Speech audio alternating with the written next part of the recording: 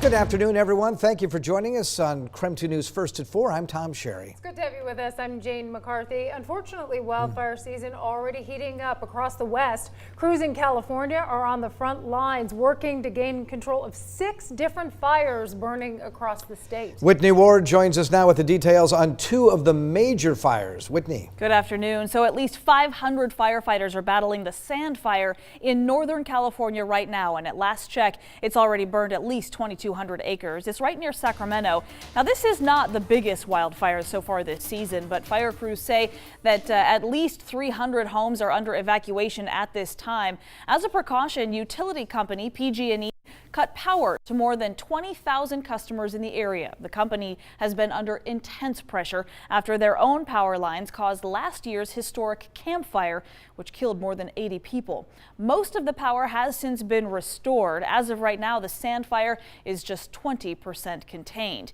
And further south, a fast-moving fire inched dangerously close to Six Flags Magic Mountain. Look at that. Videos on social media showing hundreds of people having to evacuate the park. Some were still on the rides when all that thick smoke was filling the sky. It was like getting in our eyes and like we couldn't see for a little bit. And then like they gave us like these masks to wear. So this is what they gave you? Yeah, so like we Did you put it on? Yeah, I put it on. I didn't want to smell it. It was pretty scary. The good news is that amusement park is reopened today. It's much safer there now. A little closer to home, fire departments in Washington are also prepping for a very bad wildfire season, or at least what has the potential to be. We've already had more than 300 wildfires statewide this year. One of the biggest fires so far is the Highway 243 fire. That was the one in Grant County. It's now 85% contained. 3 outbuildings were damaged. Fortunately, though, no homes were lost. That fire burned about 20,000 acres. Fire crews still trying to pinpoint the exact cause of that fire.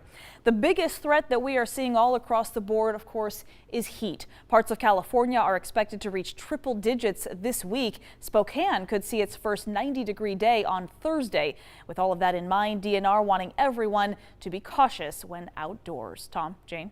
Wow. Whitney, thank you very much. As Whitney mentioned, yeah, it's the hottest temperatures of the year so far. Right? Yeah, July-like heat on the way. As Whitney mentioned, looks like we could see 90-degree temperatures. Follow me over here. Right now, we're at 79 degrees here in Spokane. Coeur d'Alene checks in at 77. It's 81 in Ritzville, 87 in Moses Lake, and 79 in Omak. Again, these temperatures are going to heat up as we continue on through the work week. Now, over the next 12 hours, pretty darn comfortable. We'll go to mid-70s at 7 p.m., upper 60s at 9 p.m. Temperatures dropping down into the low 60s and mid-50s for your overnight lows. Calling for 54 the low under mostly clear skies. Scratch that chance of showers. It's actually a beautiful day. Mostly sunny skies expected and a daytime high of 84. Here's a look at your weekend forecast. Again, after Thursday's heat, still continued well above average. 86 on Saturday, 87 expected on Sunday. Not really tracking any rain this week or into the weekend. So we have to be very, very careful with wildfire. Kidding. All right, Tom, thank you very much. In other news, the Spokane County Medical Examiner identified the body found in a missing mom's apartment as Ariju Kashifi. She was last seen May 25th. Authorities say her husband, Wahid Kashifi, bought a one-way plane ticket out of the country 3 days later. According to court documents, Arizu's body was found under a false bottom of a freezer. It was found last week. The Spokane County Sheriff's Office is investigating her death as a homicide. 4 people are in custody after 5 people were shot dead in central Washington. The shootings happened late Saturday night on the Yakima Indian Reservation near White Swan. Deputies with the Yakima County Sheriff's Office found 3 bodies along Medicine Valley Road. A 4th was located a few miles away. The county coroner says a 5th person died at the hospital. The Sheriff's Office, Yakima Nation Tribal Police, and the FBI are investigating the shootings. Right now, the group is not sure of a motive. And a helicopter crashed into a building near Times Square in New York City. Emergency crews with the New York Fire Department believe the pilot tried to make a hard landing on top of the building, but then overshot it. Investigators are not even sure why the pilot attempted this, since the building is not designed for a helicopter landing. The crash sparked a fire. The pilot was killed. The 54-story building and several other buildings nearby were evacuated. It was stormy at the time of the crash, but it's not yet clear if weather was a factor. Oh my God, the crane is falling over. Oh my God.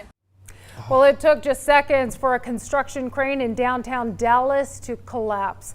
The crane sliced through a 5-story apartment building and then tore through a nearby parking garage. One person is dead, 5 others are injured. And as Jane mentioned, it was stormy in the area. Winds as high as 80 miles per hour swept through the area. Tower cranes like that one there are designed to withstand hurricane force winds. So investigators are looking to see if the crane was actually built correctly. And it was only 6 weeks ago that we saw a crane topple over and crush several cars in Seattle's South Lake Union neighborhood. On April 27th, 2 iron workers on the crane died, along with 2 people in cars at the time. State leaders are investigating the cause, but it's unclear if wind played a factor in this case as well. Diabetics are excited about it because it gives them the freedom to really go out and live the life that they want to live.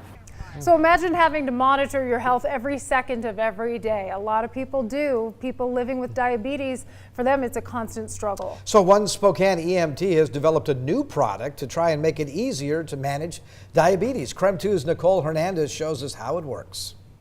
Now you might not be able to tell, but I actually have this new invention on me right now. It's this necklace here. It's easy release and it has a glucose gel inside of it that's edible in case of a low blood sugar diabetic emergency.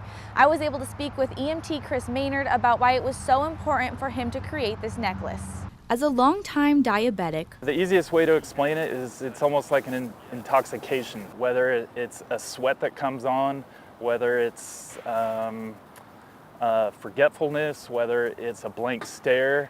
one trip changed Chris Maynard's life. So this tells me exactly what my blood sugar is. I went into really a loss of consciousness when I was camping with my kids. I was camping in the middle of Coeur d'Alene in the forest. It took them 25 minutes to get there.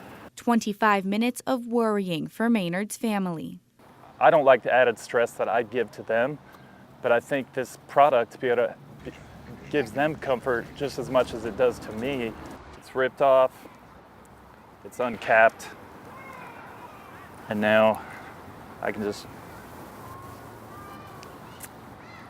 squeeze it in. After 3 years of planning, Glucose Revival necklaces are for sale as of today on their website and Amazon. The comfort that it brings to me and my family, I love it. Yeah, it's priceless. Now, if you take a close look at the necklace, there's a little blue circle on the pendant here. Maynard says that it's his mission to make sure that everyone in this world recognizes this blue circle as a symbol for diabetes awareness. Live in Spokane, Nicole Hernandez, KREM 2 News. Hey, how cool is that? Such a simple solution, Yep. but just great and a lifesaver. Yeah, good for him actually making it happen. Yeah. I'd like to see more of those around. I think so too. Well, Spokane City Council is going to be talking about forming a team to create a new flag for the city. And the resolution is on the agenda for tonight's council meeting. Now, the current flag was designed way back in 1974 for the 74 Expo, and it symbolizes children of the sun and, of course, refers to the Spokane tribe. Some people have suggested reverting to one of Spokane's original flags. The City Council will vote tonight on whether to change the flag, and then if it's passed, the final flag recommendation would come from this new working group, and that would happen likely at the end of the year. Well, if you like to have fun, and really, who does not Right? like to have fun? You are in the right state, apparently. Washington was named one of the most fun states in the nation. Wallet Hub compared all 50 states in 26 categories, and the 2 big categories were entertainment and nightlife. Washington ranked 4th overall. California took first place. Florida came in second. So people are wondering, yeah, does Disneyland have something to do with that? Right. Probably. Idaho came in 32nd, but that does not mean the gem state is not fun because outdoor activities didn't carry as much weight in this particular survey. So if they had done one that favored outdoors, then we think Idaho would have ranked very, very high. exactly. As it We should. love Idaho.